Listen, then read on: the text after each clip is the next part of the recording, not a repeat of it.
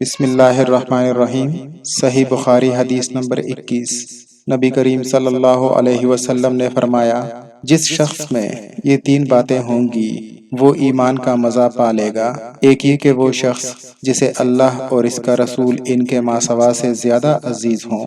دوسرے یہ کہ وہ کسی بندے سے محض اللہ ہی کے لیے محبت کرے۔ اور تیسری بات یہ کہ جسے اللہ نے کفر سے نجات دی ہو، پھر دوبارہ کفر اختیار کرنے کو وہ ایسا برا سمجھے جیسا کہ آگ میں گر جانے کو برا جانتا ہے۔ صحیح بخاری حدیث نمبر 22۔ نبی کریم صلی اللہ علیہ وسلم نے فرمایا، جب جنتی جنت میں اور دوزخی دوزخ میں داخل ہو جائیں گے تو اس وقت اللہ فرمائے گا کہ جس کے دل میں رائی کے دانے کے برابر بھی ایمان ہو، اس کو بھی دوزخ سے نکال دو۔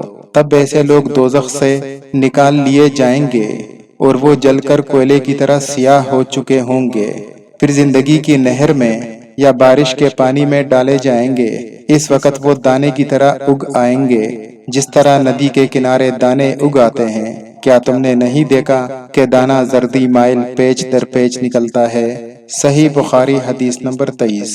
نبی کریم صلی اللہ علیہ وسلم نے فرمایا، میں ایک وقت سو رہا تھا، میں نے خواب میں دیکھا کہ میرے سامنے کچھ لوگ پیش کیے جا رہے ہیں اور وہ کرتے پہنے ہوئے ہیں، کسی کا کرتا سینے تک اور کسی کا اس سے نیچا ہے۔ پھر میرے سامنے عمر بن خطاب لائے گئے، ان کے بدن پر جو کرتا تھا اسے وہ گھسیٹ رہے تھے، یعنی ان کا کرتا زمین تک نیچا تھا۔ پوچھا گیا، یا رسول اللہ اس کی تعبیر کیا ہے؟ آپ صلی اللہ علیہ وسلم نے فرمایا، اس سے مراد دین ہے۔ صحیح بخاری حدیث نمبر 24۔ ایک مرتبہ نبی کریم صلی اللہ علیہ وسلم ایک انصاری شخص کے پاس سے گزرے، اس حال میں کہ وہ اپنے ایک بھائی سے کہہ رہے تھے کہ تم اتنی شرم کیوں کرتے ہو؟ آپ صلی اللہ علیہ وسلم نے فرمایا کہ اس کو اس کے حال پر رہنے دو، کیونکہ حیا بھی ایمان ہی کا حصہ ہے۔ صحیح بخاری حدیث نمبر 25۔ نبی کریم صلی اللہ علیہ وسلم نے فرمایا کہ مجھے اللہ کی طرف سے حکم دیا گیا کہ لوگوں سے جنگ کروں اس وقت تک کہ وہ اس بات کا اقرار کر لیں کہ اللہ کے سوا کوئی معبود نہیں ہے اور محمد صلی اللہ علیہ وسلم اللہ کے سچے رسول ہیں، اور نماز ادا کرنے لگیں اور زکوٰۃ ادا کریں۔ جس وقت وہ یہ کرنے لگیں گے تو مجھ سے اپنی جان اور مال کو محفوظ کر لیں گے، سوائے اسلام کے حق کے۔ رہا ان کے دل کا حال تو ان کا حساب اللہ کے ذمے ہے۔ صحیح بخاری حدیث نمبر 26۔ نبی کریم صلی اللہ علیہ وسلم سے دریافت کیا گیا کہ کون سا عمل سب سے افضل ہے؟ آپ صلی اللہ علیہ وسلم نے فرمایا، اللہ اور اس کے رسول پر ایمان لانا۔ کہا گیا، اس کے بعد کون سا؟ آپ صلی اللہ علیہ وسلم نے فرمایا، اللہ کی راہ میں جہاد کرنا۔ کہا گیا، اس کے بعد کیا ہے؟ آپ صلی اللہ علیہ وسلم نے فرمایا، حج مبرور۔ صحیح بخاری حدیث نمبر 27۔ نبی کریم صلی اللہ علیہ وسلم نے چند لوگوں کو کچھ عطیہ دیا اور سعد بھی وہاں موجود تھے۔ وہ کہتے ہیں کہ آپ صلی اللہ علیہ وسلم نے ان میں سے ایک شخص کو کچھ نہ دیا، جبکہ وہ مجھے ان سب میں زیادہ پسند تھا۔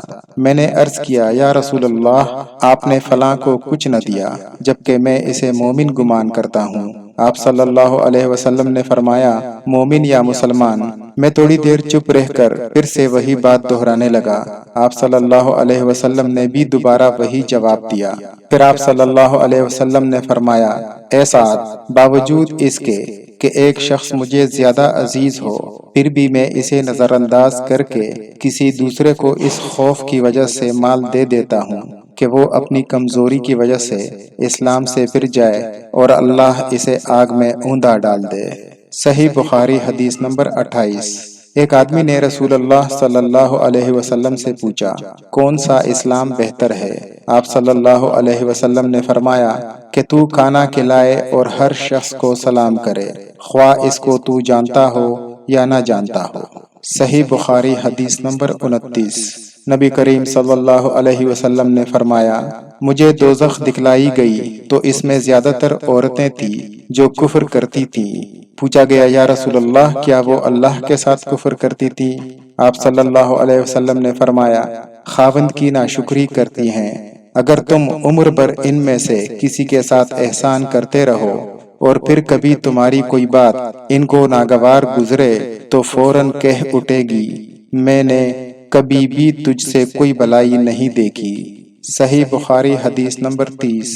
نبی کریم صلی اللہ علیہ وسلم فرمایا کرتے تھے کہ جب دو مسلمان اپنی اپنی تلواریں لے کر بھڑ جائیں تو قاتل اور مقتول دونوں دوزخی ہیں۔ عرض کیا گیا یا رسول اللہ قاتل تو خیر ضرور دوزخی ہونا چاہیے مگر مقتول کیوں؟ آپ صلی اللہ علیہ وسلم نے فرمایا وہ بھی اپنے ساتھی کو مار ڈالنے کی حرص رکھتا تھا، موقع پاتا تو وہ اسے ضرور قتل کر دیتا، اس کے اس عزم سمیم پر وہ دوزخی ہوا۔ دوستو ویڈیو دیکھنے کا شکریہ۔ دوستو ناچ گانے کو شیئر اور لائک کرنے والے بہت لوگ ہوتے ہیں، آئیے ہم سب مل کر پیارے نبی صلی اللہ علیہ وسلم کی پاک احادیث مبارکہ کو لائک اور شیئر کریں اور زیادہ سے زیادہ لوگوں تک پہنچائیں۔ شکریہ۔